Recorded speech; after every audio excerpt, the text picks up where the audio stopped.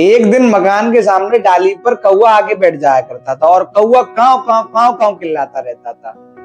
जब मालिक ने यह चीज देखी तो मालिक ने अपने बेटे से कहा कि बेटा गुलेल ले लो और इसको उड़ा दो। लेकिन गुलेल से जैसे ही लड़का निशाना लगाता कौवा बच आया करता और वो फिर चिल्लाता। तो उसने कहा डंडा लेके आओ। डंडा लेके जब बच्चा आया डंडे से भगाया, डंडे से नहीं भागा। फिर उसके बाद में उसने कहा कि बेटा एक काम करो, बंदूक लेके आओ। और बंदूक देखते कौवा भाग गया।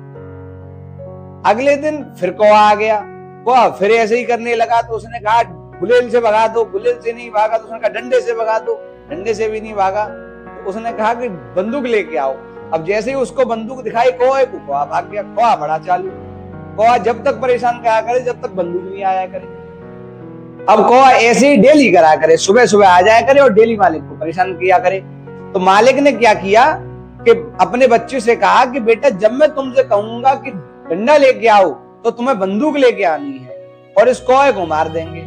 तो उस तरीके से फिर उसके बाद में कौवा आता है अगले दिन कौवा सुबह आता है, कांव कांव करके चिल्लाता है।